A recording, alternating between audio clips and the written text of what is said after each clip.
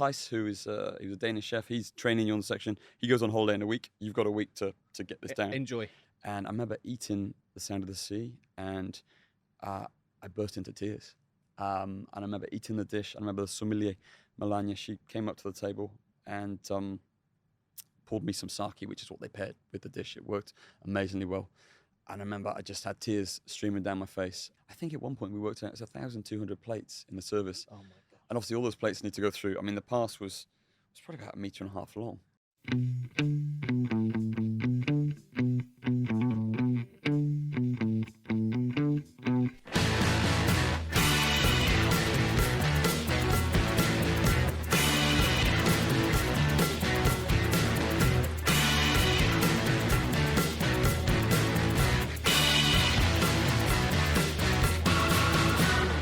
Welcome back to the Chef JKP Podcast. And on the show today, we have the chef de cuisine from Dinner by Heston Blumenthal at Atlantis the Royal, Tom Allen.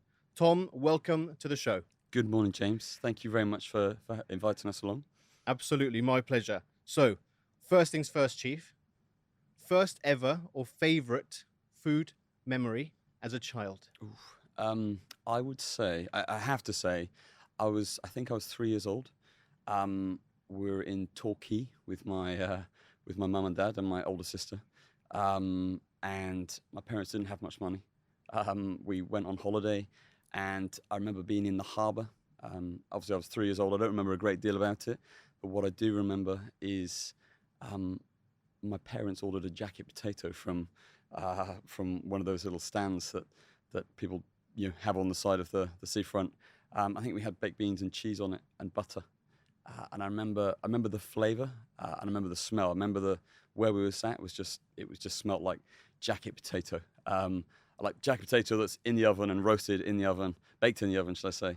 Not the cheap ones that my mum used to do in the microwave and then finish them in the oven. But you smell the skin. And as I say, 3 years old, I don't really remember a great deal of what was going on, but that connection with the smell, and I think being with my mum and dad, feeling safe and loved, but just being there, and I remember the boats and the lights and there was lots of music, but so I'd say jacket potato. Yeah, so Torquay is a beautiful place to go on vacation in England if people don't know it, and also seaside town, really beautiful, lots of crazy seagulls everywhere. Yeah, but so jacket potato is a nice one. It's the first we've ever had on the show, I have to say. So then, growing up, what were the types of food that you had? Were you a fussy kid, or did you eat anything? No, I wasn't particularly fussy. I think I would say my mum, she was a stay-at-home mum, which is a full-time job. As I'm a parent now, and when you hear people say full-time, stay-at-home mum, it's a full-time job. So she used to do a lot of home cooking. My dad used to grow a lot of vegetables in the garden. He had an allotment, and they moved and got a larger garden. He used to grow. He was always potting in the garden, and I think that was quite normal for that generation. Grew lots of fruit and vegetables. So we always had that connection with food and nature. And then I think as a child, the smells, the home cooking. Mum used to cook a lot.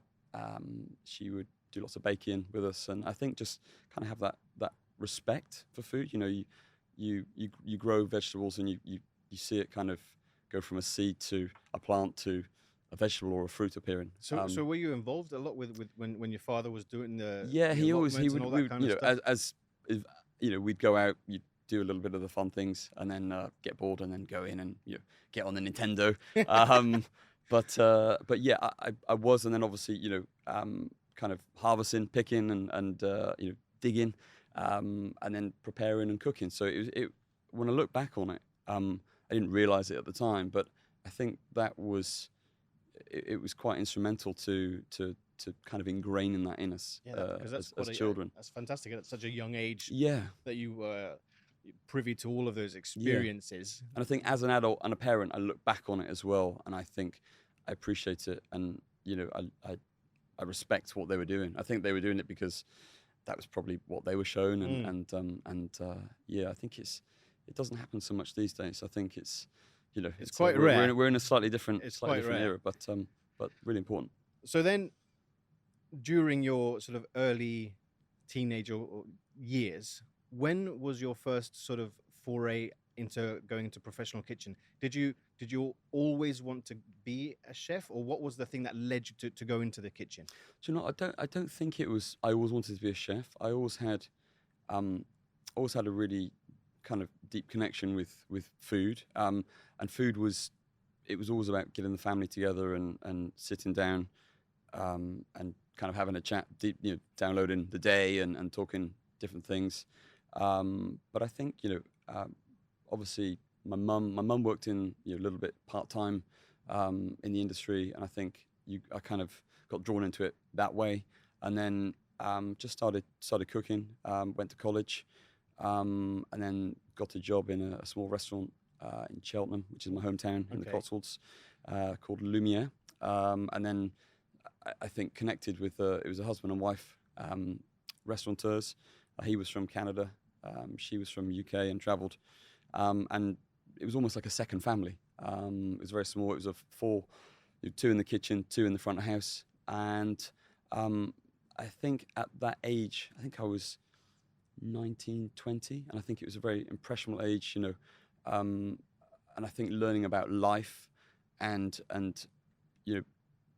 how to deal with certain situations, the world, learning about the world and travel and food, and I think it just went from there, and then evolved on to having a connection and meeting Ashley Palmer-Watts, and then obviously Heston to the Fat Duck, and I've spent a long time at the Fat Duck. So before we get to Heston, Ashley, and the Fat Duck, when you were at college, I want to just understand from your point of view,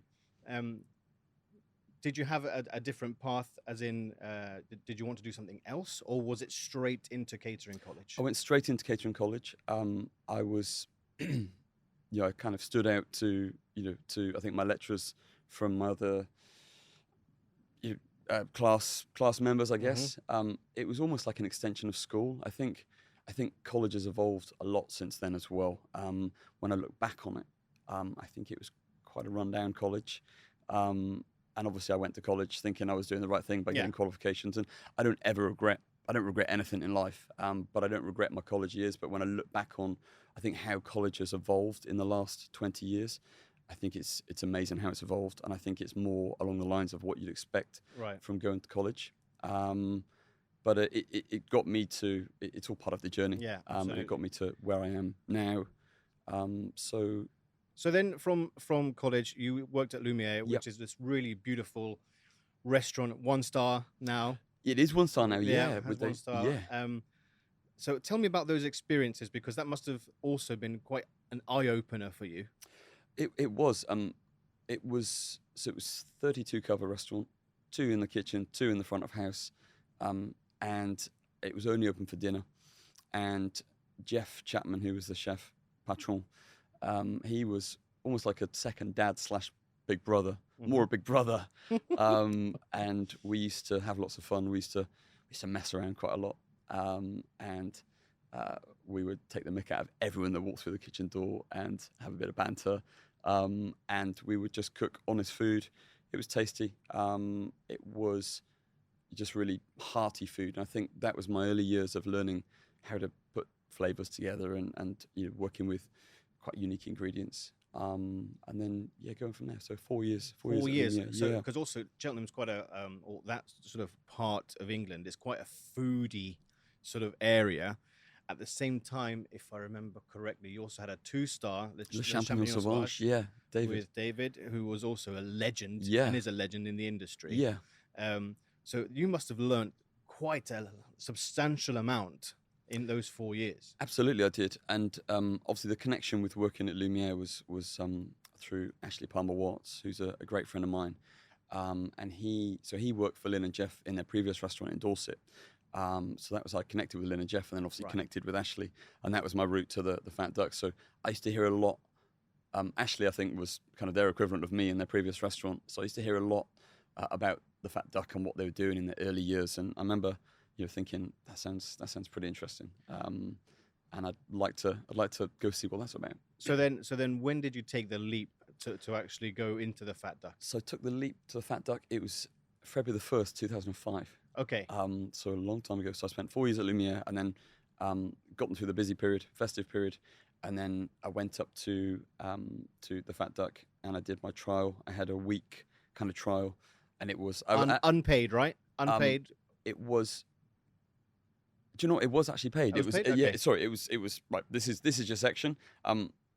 Tice, who is he was a Danish chef, he's training you on the section. He goes on holiday in a week. You've got a week to get this down. Enjoy. Yeah. Yeah. And obviously I'd gone from a little 32 cover restaurant, kind of having, it was quite relaxed, but open for dinner, to I think the Fat Duck the previous year had received 3 Michelin stars. Yes. A couple of months after I started, it was voted #1 in the world in the top 50 San Pellegrino. So it was like, which was monstrous. It was monstrous. I didn't really know what hit me, to be honest with you. Lunch and dinner, full restaurant, 42 covers for lunch, 42 covers for dinner, 3 menus.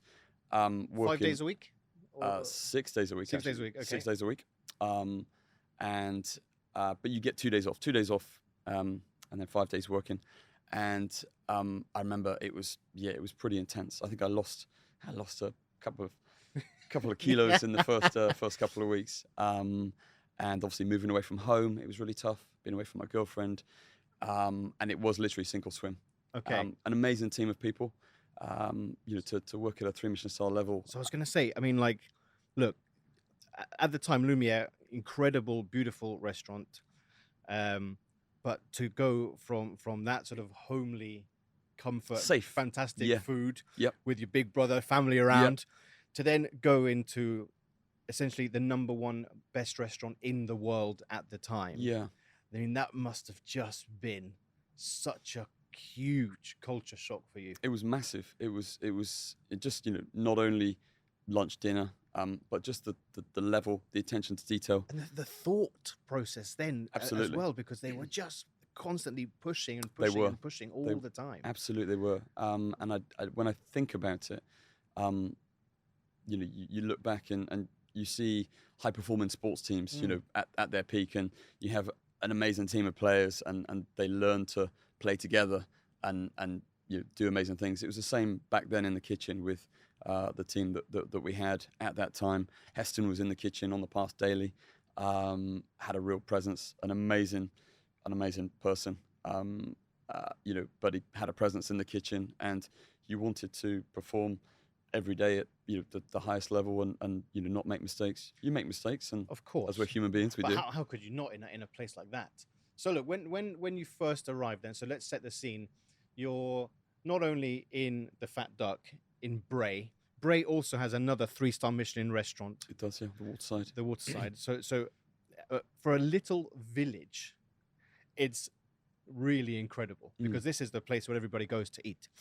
So then, as a chef, how many kitchens did the Fat Duck have at that time? Because you have the main sort of kitchen where you do the service, right? Yeah. Did they have the development kitchen at that time? It was being formed when I arrived. So when I arrived, it was a very tiny kitchen. It probably surface area wasn't a great deal bigger than the room we're sitting in now. Right. A very awkward shape. It's obviously a grade 2 listed building. So you didn't build a kitchen. You put it in the space and fitted the kitchen into that space. Hope for the best. So it wasn't overly efficient. Right. But when I look back on what we were achieving as a team, how many plates left the pass, how little space you had, we used to have, I think it was 8 or 9 garden sheds lined up in a row in the cottage garden at the back. And that was for what? That was for fridges, freezers, vac pack machine, dry stalls, linen room. We had I think it was shed 8 or shed 9. It was slightly bigger shed. That was our changing room. I remember in the winter getting changed in there. It was pretty. And then it was, we'd put an electric fan in there, and that was luxury, having an electric fan in the shed. But obviously, I think when you look back on it now, from a health and safety point of view, that probably wouldn't go down particularly well. Right. And it's very different now. But back then, I think that was part of the charm, that you had this restaurant pushing the boundaries and doing amazing things. So how big was the brigade at that time then? I think the brigade, I remember looking back on, we used to do Secret Santa every year with Heston. Right. And we would it was amazing. We'd shut for 2 weeks. We would do Christmas Eve service, or no, a couple of days before Christmas Eve. We'd do service, we'd do lunch service, and we'd literally deep clean, shut down. And we would go on holiday for like 2.5 weeks over Christmas and New Year, which was unheard of. Incredible. So we kind of worked through a busy December to get to that. Well, every month was month was like December, to be honest with you. But we'd work through, and we would close, and to have that time to go back and recharge and go on some travels and see your family was phenomenal. And then we would do Secret Santa in the Hind's Head. He obviously took over the Hind's Head in 2005. So we'd go into the Vicar's room, and I remember every year that I was there, we'd get more and more in the team, and eventually we grew out the Vicar's room. We had to go to the top floor, and we'd do Secret Santa, and Heston would give us all a nice present, a personalised present, and Secret Santa was quite inappropriate back then as well. Probably couldn't talk about some of the things that were presented. But it was just that real togetherness, and that it sounds really cliche, but family.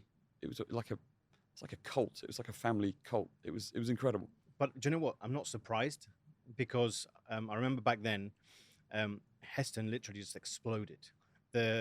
Compared to the rest of the chefs that were in the scene. Yep.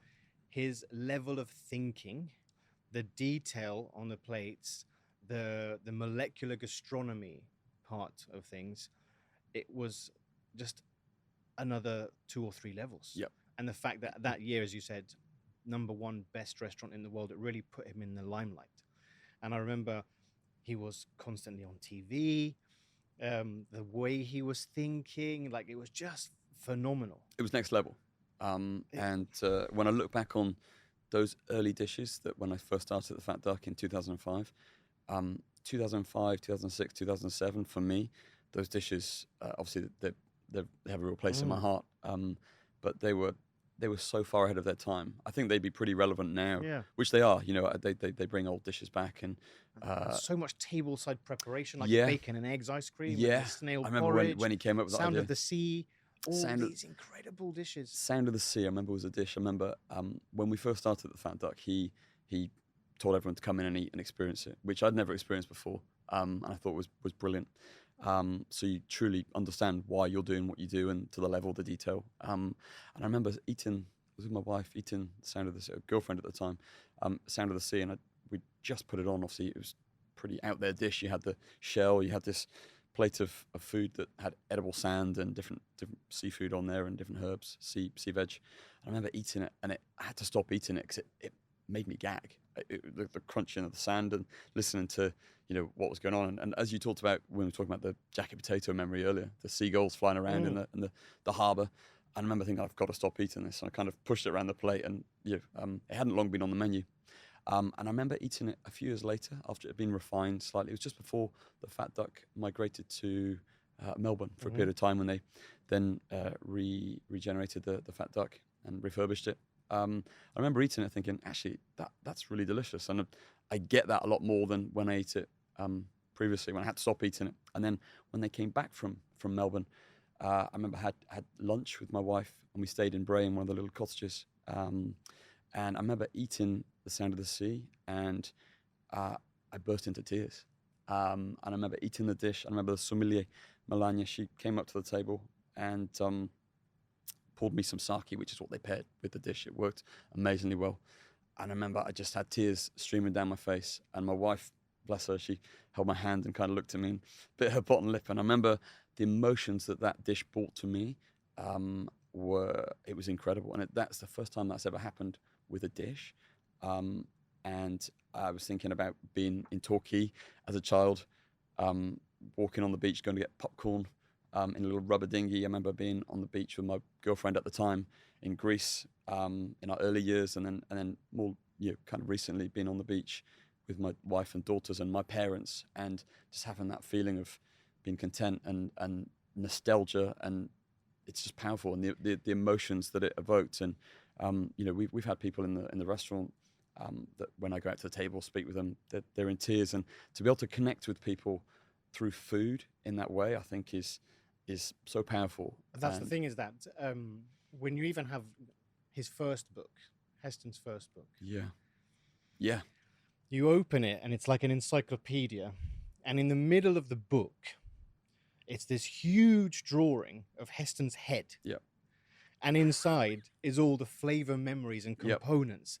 And I just think like everyone is locked onto that at some point somehow, and that's Yep. how we all connect. And I agree, because it is such a powerful thing to connect someone through food. But those dishes are, I mean, when I was working for, I think, Philip Howard at the time at the Square in Mayfair, 2-star. And the food was phenomenal at the Square. He's a legend. He's absolutely, he's incredible. But then when Heston is doing all this kind of stuff, and you're talking about gels and spherification and foams, I mean, it was phenomenal. Now, I just want to ask you, how many, during at the height of your time at the Fat Duck, how many dishes were on the menu, on the tasting menu? I think the most it ever got to, and when we say dishes, it could be, you know, the little palate cleanser, the little nitro. Yes. I think even the whiskies, right? The whiskey wine gums. Yeah. I think at one point it got to 21. I think normally it was around 19. Right. And so you had how many covers, if you remind me? 40. It started, it was 48, and then as he went on and his profile grew, and I think we remapped the restaurant so that it's at 42, and I think that was so that we weren't, you know, encroaching on people's dining experience. And obviously, you said the OS&E, the tableside, you know, dining. I think to get the trolleys through the restaurant properly and the sweet shop, because that's a huge amount of courses. If you have 42 covers and basically 21 courses, I think as I said earlier with the kitchen, I think at one point we worked out it's 1,200 plates in the service. Oh my God! And obviously all those plates need to go through. I mean, the pass was probably about 1.5 meters long, and people used to come up. It was really lovely. People used to come up to the kitchen and look in the kitchen and be like, have you got another kitchen? We said, no, this is the kitchen. And it's almost like we're like in this little box, and people would look like when you're at the zoo and people looking and like, hi, and you're doing a great job. Thanks very much. It was pretty full on, and lots of bending and being as efficient as you can. And you know, if you, I remember used to try and, you know, obviously to get to the walk-in fridge and the freezer, so that it was a fridge that went into a freezer. So you had to go through pastry. So you obviously finish in service, you clean down, you then start prepping, and you're like, oh, my salmon's in the fridge, and then you've got to get through it's like a train carriage, and then you've got jockey there who's in the middle of service, not wanting to let you through. Made it a little bit difficult. So you had to even be organised with what you had in the back of your service fridge, so that you could then start to prep after service while pastry service was still going on. Wow. So yeah, it was pretty intense. Then obviously that grew. We had Heston took over the Heinz Head, and I think with that came like an external building, which then became the prep house and then the lab. And obviously at the time reservations and Heston's office, which he wasn't actually in a great deal, and then it kind of got taken over as chocolate room, and just as it grew and the menu kind of developed. Because it was just incredible, just that whole time. Then when he took over the pub, then it had a Michelin star. Yeah, you know. But when Heston was at the Fat Duck on the pass during service, because we all know he's self-taught. Yeah. Right. But during that time, 2005, 2007 onwards, how was he on the pass? He because he commanded it well. He knew what he was doing. He was very sharp. He knew what was going on in the dining room. He was incredible. And we used to have a lot of laugh and a lot of banter, and we used to kind of play jokes on other chefs, and but as you do, and that kind of helps get you through the day. But no, he was phenomenal. He was, you know, how he did what he did, and then as you say, when he started to grow and his profile grew. I remember he went in for back surgery just before Christmas. I think had Christmas with his family, and then as you say, it started to take off, and then we saw less of him daily, and then he would come in for, you know, odd services, and then he'd be there without fail every Sunday, and we used to love working Sunday. And Sunday was a day that you weren't getting bothered from admin and all the office, and he used to come in and he'd stand and prep with us, and we talk about dishes and development and ideas. As you say, that book, And in the Fat Duck Cookbook, when you undo that is his brain. I mean, he's a million miles an hour, and thinking on a level that most people don't achieve. And when you have a conversation with him, I'll call him. We'll have a Teams call, and I have a list of things to go through with him. And half an hour later, we've not talked about anything on the list, and we've talked about quantum physics, and we've talked about black holes, and we've talked about different restaurants and different approaches, and and then you're like, Heston, I need to, before you go, I need to talk to you about these points. He's like, yeah. He was amazing. So then, with your relationship with Ashley Palmer Watts, who at the time was the right hand of Heston, tell me about how you guys started to develop Dinner by Heston Blumenthal. So Heston, I think Heston kind of conceptualized Dinner a few years before it obviously, they started to work on it. He had a real fascination with British food history. And I think he's very patriotic and very proud to be British. Because he had this most amazing television show. He did, in search of perfection. And then it went on to the historical feast. Yes. Yeah. And it was so fascinating to see all these experiences that he was doing. And it was all about the food history in the UK. Yeah. And obviously, I think back then, setting up kitchens, high-level kitchens at that time, went to setting up development kitchens. And I think when you look at it, trying to be creative and trying to operate a restaurant at the same time is very difficult, especially in a place like the Fat Duck, where space is very limited. So I think to set up a development kitchen and get a group of people who are connected to the restaurant, I think that's really important, that you have chefs developing dishes and food that understand the concept and what they're developing dishes for. I think is really important. So you have that crossover of the operation, and obviously you need to be creative. It's a very different environment to being in a kitchen and having the stress of getting ready for service, and obviously cooking throughout service. It's a very different environment, very different mindset, and it's not easy. To be creative, to come up with the new meat fruit or the new tipsy cake, or you're going to the Fat Duck, Sound of the Sea, or bacon egg ice cream. It's to come up with those dishes where they're kind of one-off dishes, but you've got to continue to keep creating and keep the flow going, and adapting and changing is really important. So would you say the development of that particular restaurant, food-wise, was 2, 3, 4 years?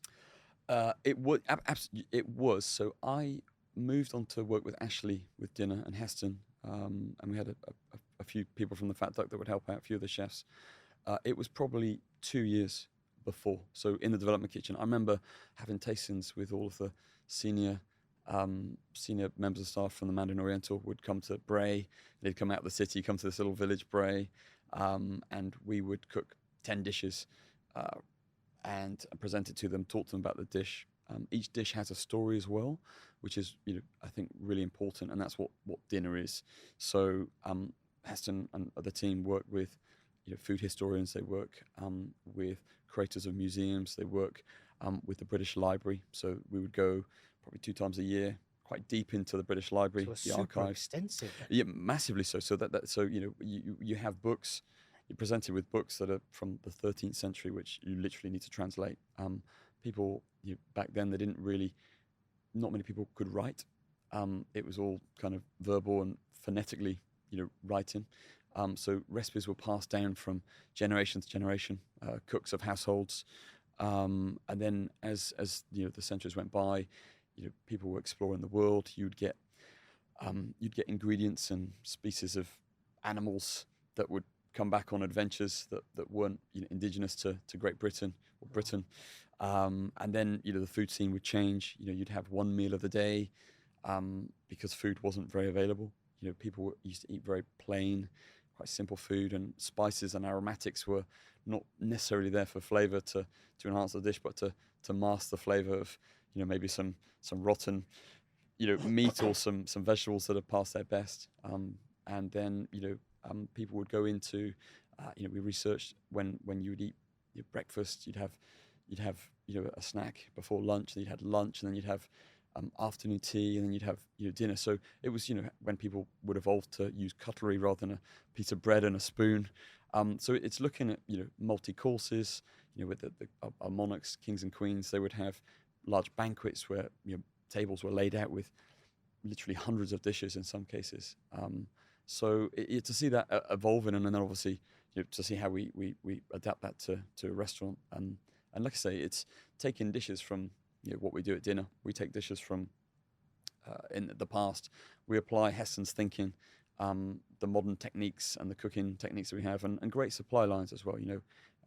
Getting the best ingredients we can. Wow. And then to reimagine and recreate dishes that were served in the past and maybe had been forgotten about, and they were in archives somewhere, and bringing those back to life.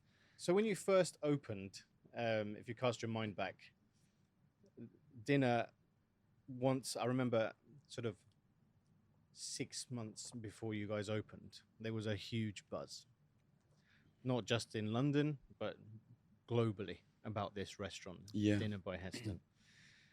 He'd done all the TV, so the media was hot. Yep. You were in a prime location. Yeah. The kitchen is sort of it's in the middle of the room, so all the diners can see all of the chefs, what you're doing. It's a much larger setup than the Fat Duck. I think it was, how many covers? 120? Something like that. So when we first set up dinner in London, we were doing 170 for dinner. Okay. And 130 for lunch. Right. We couldn't keep up with. And that was 7 days a week. That was 7 days a week, 365 days a year. Like a factory, just. It was so 300 covers a day we were doing. Wow. It was a monster. So when you first opened, to the chefs, the global press, how was the restaurant sort of perceived? I think it was taken to very well.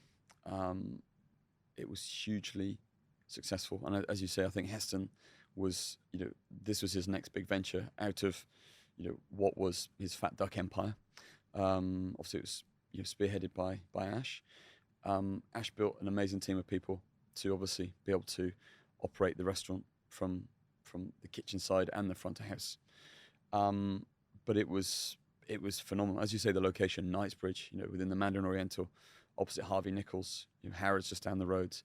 It was a really beautiful part of London, Hyde Park. You walk in through a very bustly street, and then you go through the hotel, beautiful hotel, and then you've got this most amazing view of Hyde Park and the Queen's Guards, walking past the restaurant, marching past twice a day for change of guards. A beautiful show kitchen, chefs who were very well turned out, trained,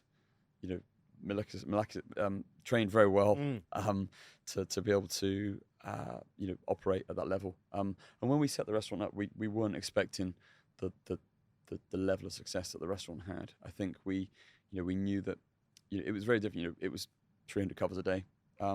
We knew that we could serve some tasty food. We'd planned it, a year and a half, 2 years beforehand. Developed all the dishes, written the recipes, all the costings, all the health and safety side of it, and then to go live, it was pretty busy. We gained a Michelin star within our first year of operation, which was amazing. And then in our second year, we were awarded the second Michelin star, which we never thought was possible, and we were never working towards that. We Especially just wanted for the size of the operation, it's so big. Yeah, so dinner, I always say, and I mean this in a respectful way, in a humble way, that it kind of defies the restaurant scene in the sense that you're working at a high level, but you're cooking high numbers as well, high volume as well. So but it's not easy. It's not easy. To absolutely churn not. out food which is so meticulous, so thought-provoking, for it to be consistent. That's it, and that's consistency is the key. If Ashley was there on a Saturday night running the pass, or if I was there, or one of the other sous chefs were there, it had to be the same. And that was, I think, what we were able to do from what we learned at the Fat Duck. Consistency and control. It's very measured, very procedural led. There was a recipe for every single thing that we cooked, whether it was a sauce, a puree.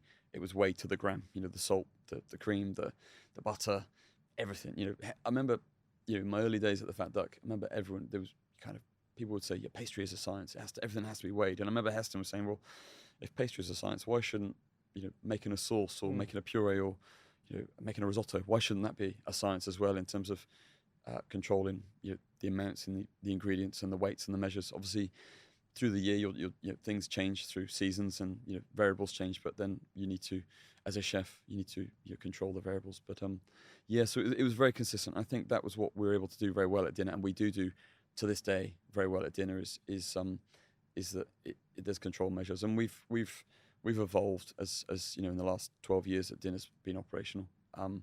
We never stand still. We always we do what we do, but we always look to get better and to improve and become more efficient and adapt. I think as time's gone by as well. I think COVID was a quite a big thing for the world, and I think how we perceive dining, how we have to build the team, how we operate. So it's not about kind of resting on the laurels. It's about trying to keep pushing forward and evolving. So talking about pushing forward and evolving, of course, dinner was in Melbourne.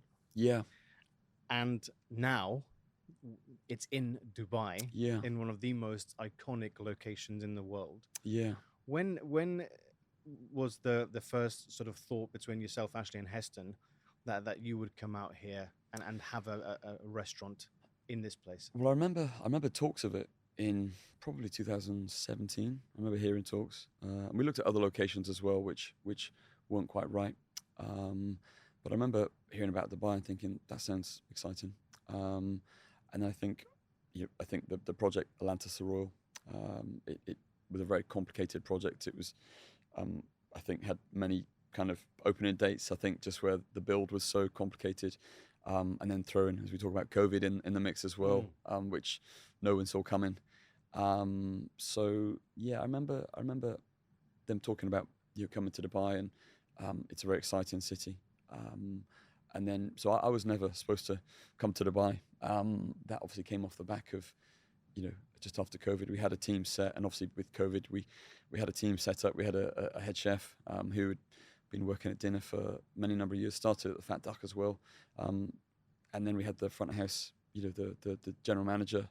And neither of those, because of what happened with, staggered start dates and obviously, COVID, neither of those actually came to Dubai. It was actually myself and John White, the current general manager, who we both worked with each other in Dinner London for the last 10 years. And we were trying to build a team. And then I remember from being in Bray, trying to recruit, and I'm thinking, this is going to be impossible to try and externally recruit someone to take this role who has the DNA, the knowledge of Heston, the Fat Duck and dinner.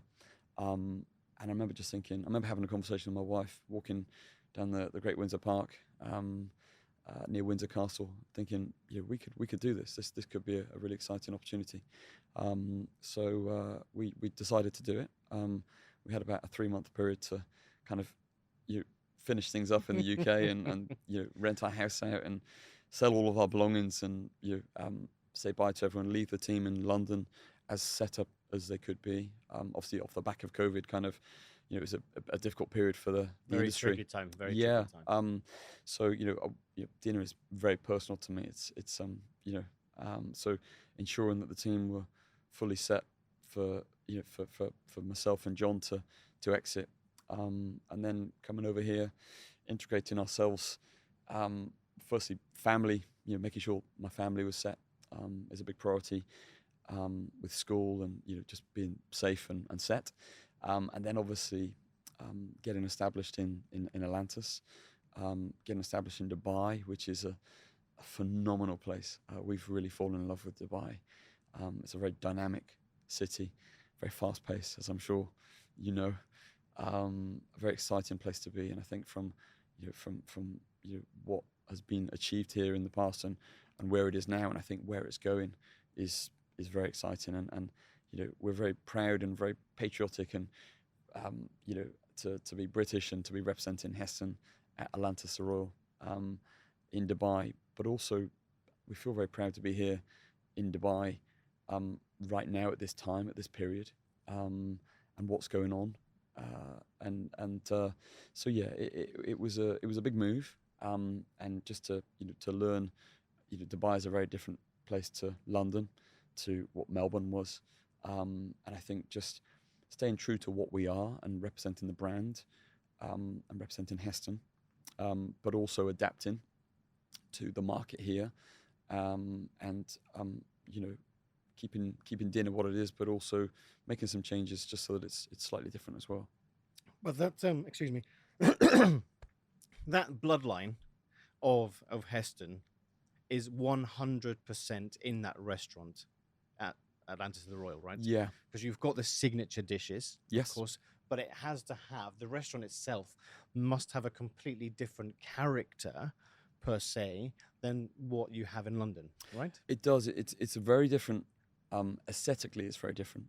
As we talked about Hyde Park, we talked about, it's in a Victorian property in the Mandarin Oriental, and then you come to Dinner Dubai, which is within Atlantis the Royal, which is a stunning building. Phenomenal place. When, I drive out every night and I look up at it, and you have to kind of bend down in my car to look up, and it's lit up and it's beautiful. On the Palm, which is iconic,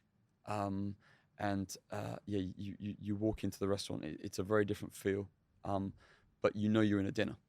You walk through. There's a scent that has been made to represent what dinner is. So you walk through this little room as you come out of a very bright and airy lobby, and then you walk into a very dark room. You kind of get desensitized, and then the sliding door opens and you walk into dinner.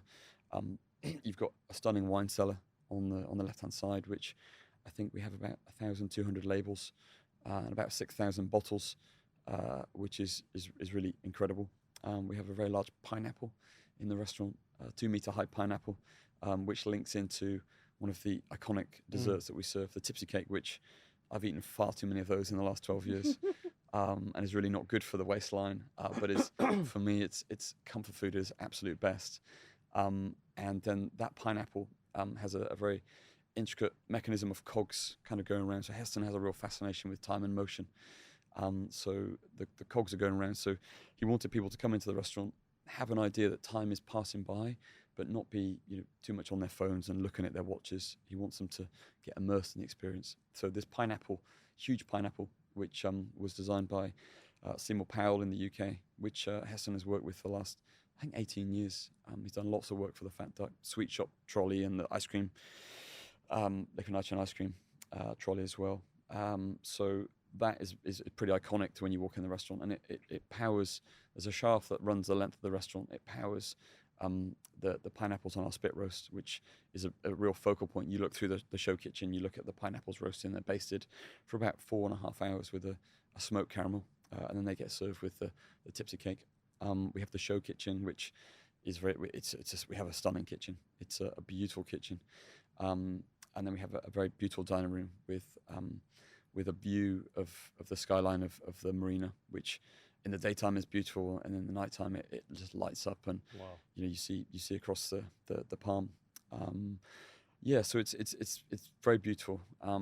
We feel very privileged and very honoured that we have a stunning restaurant within an iconic hotel, which is just incredible. It's as I say, we feel so privileged to be part of this right now in Dubai. Well, Dubai is evolving and changing, which I know you're very aware of the changes, more so than myself. So look, the one thing I was particularly interested in is that you've obviously led and trained brigades in the UK. Yeah. And then here. What would you say has been your biggest challenge transferring from obviously the UK? You've spent a considerable amount of time there, learning as well as being a leader, to then coming to the Middle East. What would you say has been the biggest challenge?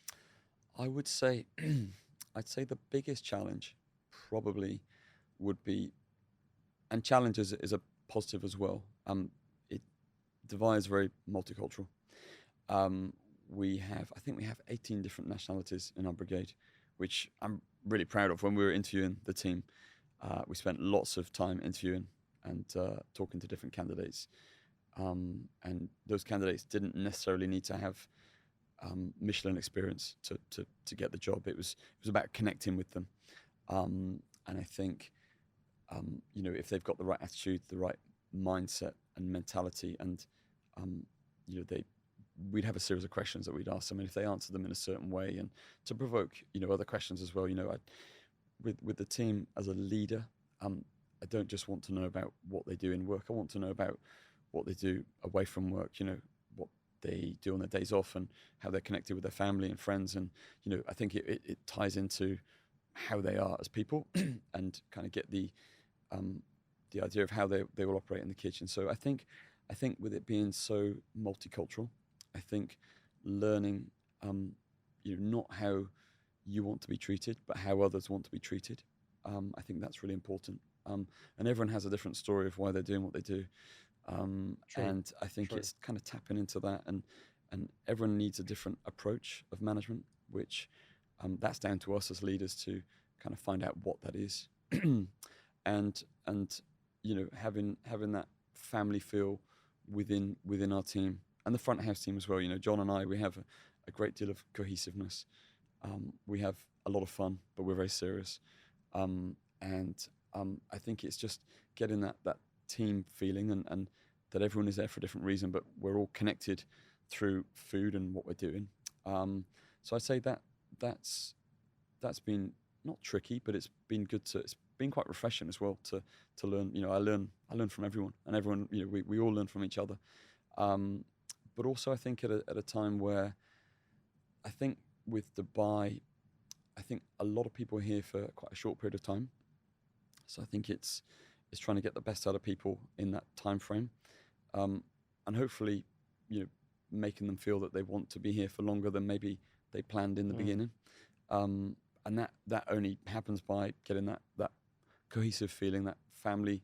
We're looking out for each other. We've got each other's backs, and hopefully, they want to stick around for a long time and to be part of what we're doing. So, I would say that's probably been the most tricky thing. You're not the first one to say that. Yeah, it's about getting those nationalities all under one umbrella and moving forward towards one goal. Yeah, and I think this time as well, I think our industry is changing slightly, and it's changing for the better. People don't want to.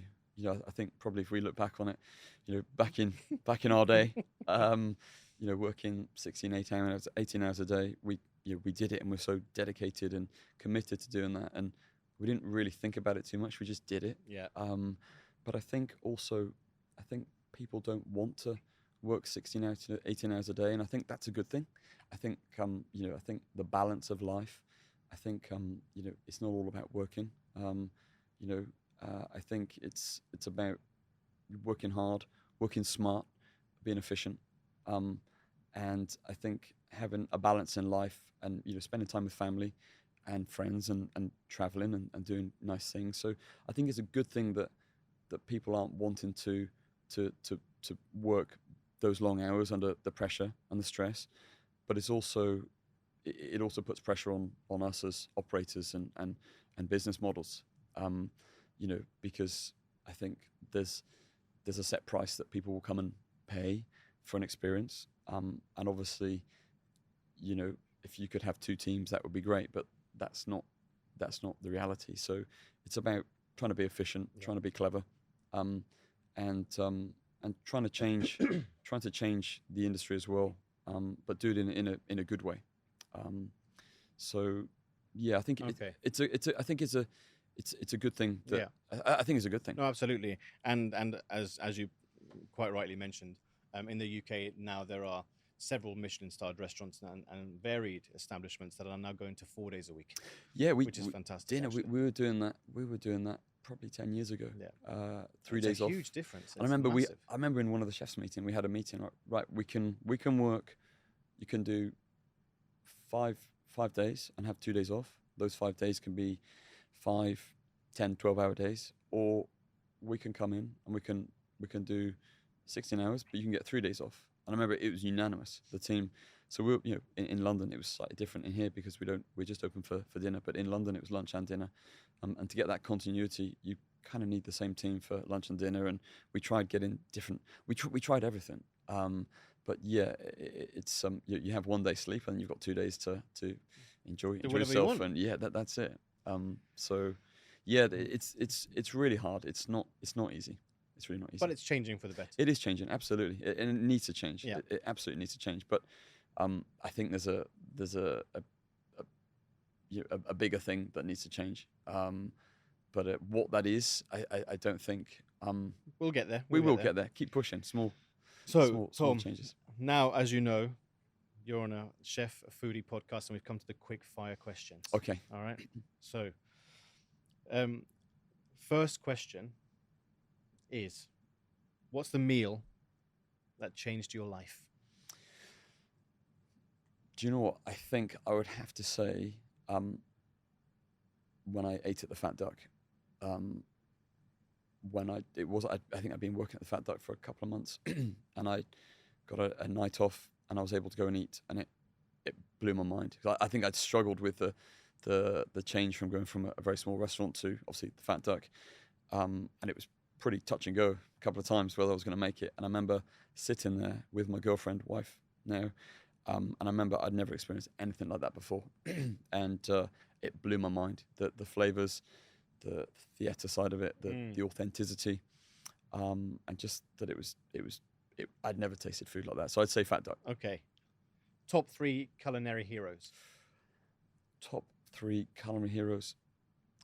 I have to say Heston. Mm-hmm. And obviously, from his story of, just coming from nowhere and just a vision and questioning everything, being relentless, not complying to what everyone else is doing and pushing the boundaries. And I have to say Heston. I have obviously a very personal relationship with him and a very professional relationship as well. So he has a real place in my heart.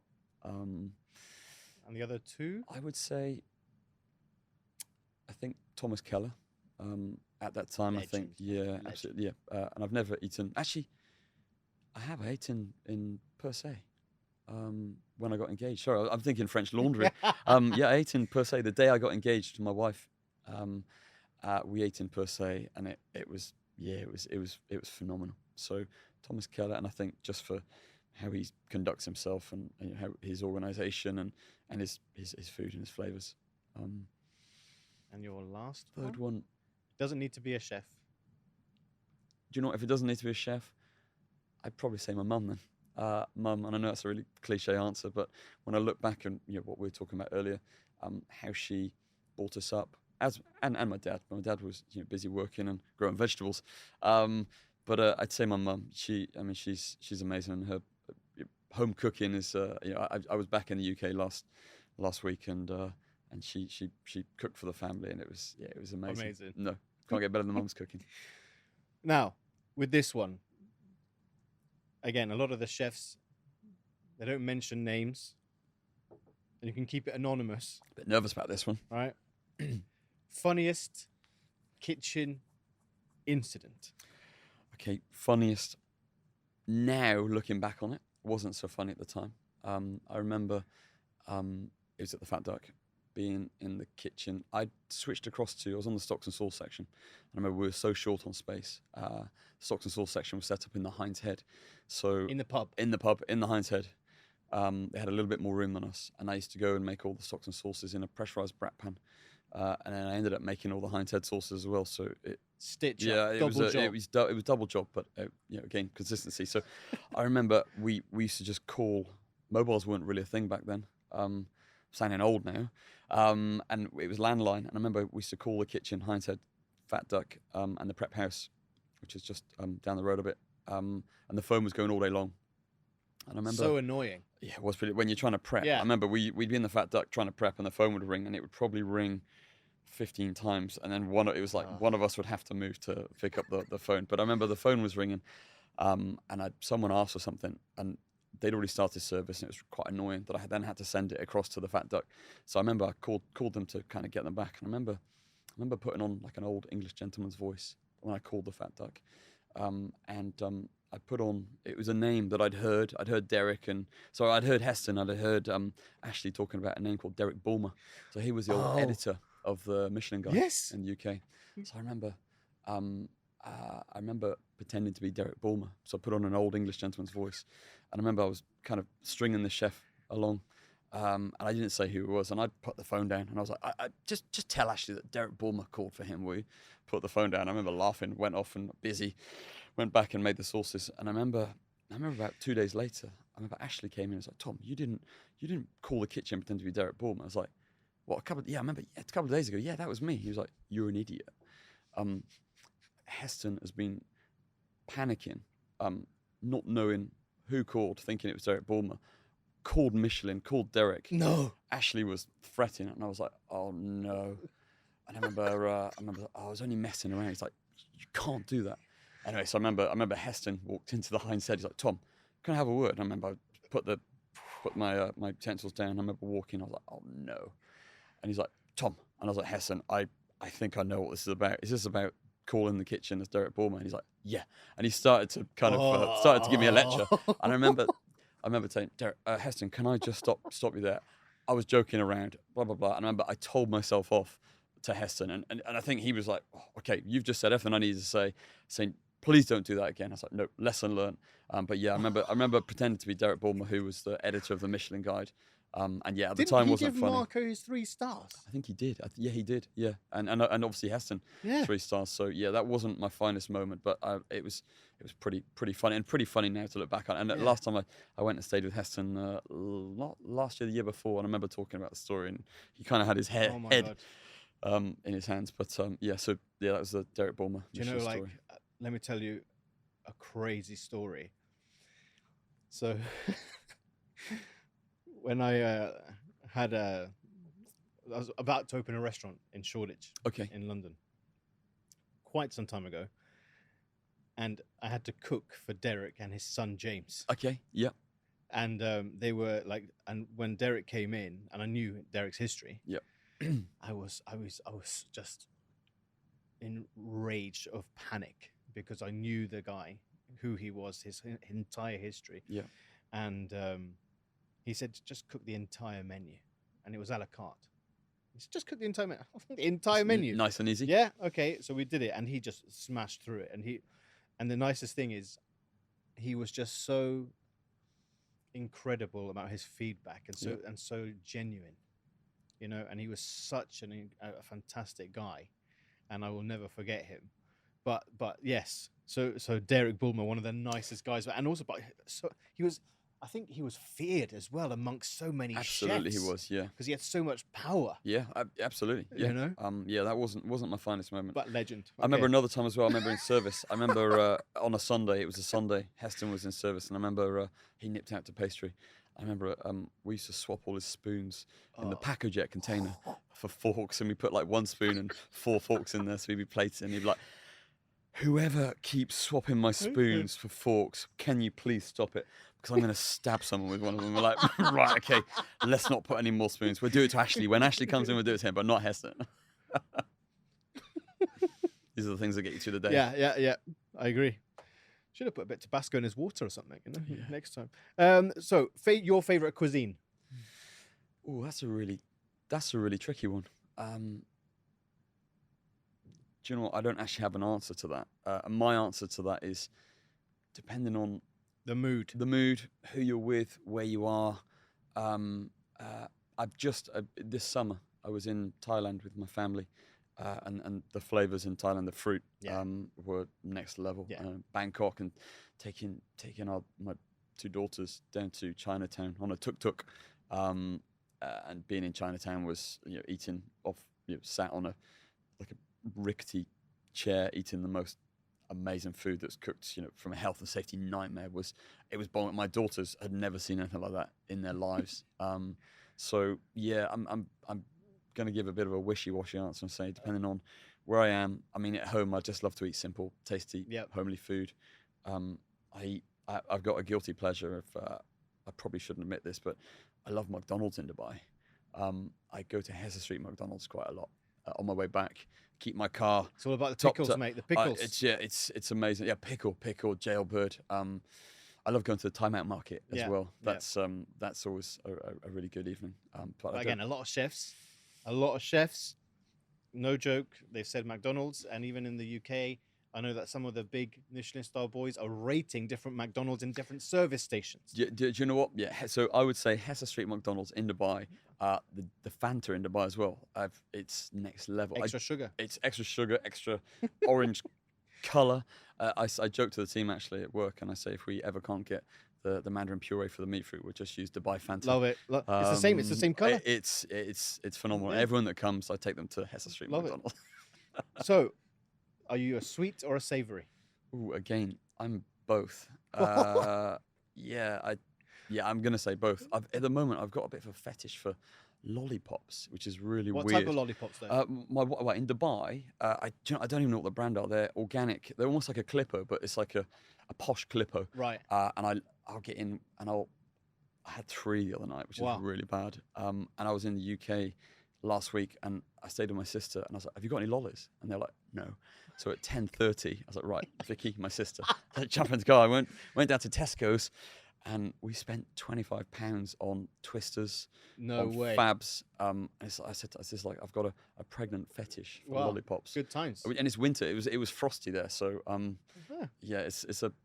need to get on top of that one. Have a chat with the doctor later. Because that undoes all of the good work that I'm trying to do in the gym. Favorite ingredient? Ooh, this is a tough one as well. I'm gonna say I love shiitake mushrooms. I love bergamot. So shiitake bergamot. A lot you can do with those. Bergamot. I remember when bergamot became available, because a lot of bergamot go to the perfume industry. Mm-hmm. I think 95% go to the perfume industry. And when we were in London, a company called Natura would get them for us, like a specialized fruit and veg. And I remember using that. It was the smell and the flavor. And shiitake mushrooms, we do quite a lot with shiitake mushrooms at the restaurant. It's just so high in umami. So I'm going to say bergamot shiitake mushroom. Sorry if that's a bit of a strange one. Not at all. The trickiest of all questions for the chefs and anyone on the show. What advice would you give to 16-year-old Tom Allen? 16-year-old Tom Allen. I would say, do you know what? I would say just do what you feel is right. I haven't had any regrets on what I've done to look back and give myself advice. I would say, follow your gut. Surround yourself by people who will allow you to progress and develop. And be a good person. Treat people with respect. I guess, do you know what? I'm in my 40s now, early 40s. I would say make sure you take care of yourself from a health point of view, and look after yourself. And I think it was Eddie Hearn, boxing promoter. I heard him say last week, actually, it was on a podcast, that to how you enter your 40s, I think will determine how you enter your 50s, your 60s, and if you're lucky enough to make it to your 70s. So I think balance and be healthy. Make sure you get enough sleep. And lollipops. And exercise and take care of yourself. And I think balance is really important. That's what I'd say. I say make sure you take care of yourself and just be true to yourself. And then the final question: what advice would you give for any upcoming or young chefs who want to enter into the industry? I would say be prepared to work very hard.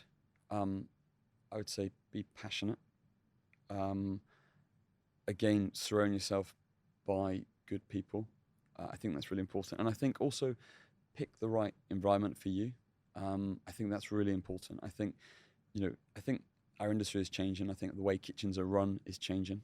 And I think to make sure that you're in the right restaurant for you. I think so many people enter this industry and maybe have a bad experience and leave the industry, which I find really sad. So I think do your homework and make sure that you you go to the right restaurant that's going to suit you, suit your character, and ask questions. I always say to the team, ask as many questions as you like. Ask the same question over and over as well, because we'd rather you ask, get it right, so not to make mistakes. But also, making mistakes is good, and I think to celebrate making mistakes in a smart way. Try not to do it too much, but learn from it and make mistakes.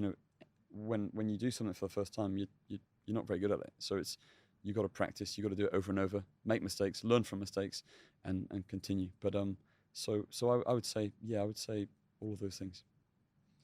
So to recap everything that we've just discussed, childhood memories, which I love, and Torquay, and I'm from Devon, so okay, I love anything. Whereabouts in Devon? Exeter. Okay. And my dad lived in Torquay and Paignton, so I know those areas extremely well. Types of food growing up, early kitchen education, Lumiere, and of course then heading into the Fat Duck, the experiences you had in a 3-star, the thought, the small spaces, of course Ashley Palmer Watts and Heston, who have played and are still playing an instrumental part professionally and personally to you, which is incredible. Then dinner by Heston in the UK, developing all those sorts of things, and the accolades that came along. And then, of course, Dubai, Atlantis the Royal, which is a phenomenal place, and everybody needs to go and check it out because it's just beautiful. Toughest parts of the job, and then your quick fire questions. So, Tom, if anybody wants to get hold of you via social media, what's the best way to do that? So I would say Instagram is probably the best way. Instagram, just a personal message, and I try to respond to everyone that messages, and it's really hard. It may be a few days later, but I will definitely get back. And it could be a question about a job or a reservation for the restaurant. But okay, so I'll put all of that also in the show notes that everybody can have a look. Thank you. And all that's left for me to say is a huge thank you to yourself for coming onto the show and being so candid, and really I've learned a huge deal, and I just wanted to say a massive thank you for coming on the show. It's been an absolute pleasure. Thank you so much. Thank you for having us, to you and your team, and it's been really lovely to sit and chat, and I really appreciate it, and hopefully look forward to bumping into you many more times. Absolutely. Thanks, James. Thank you.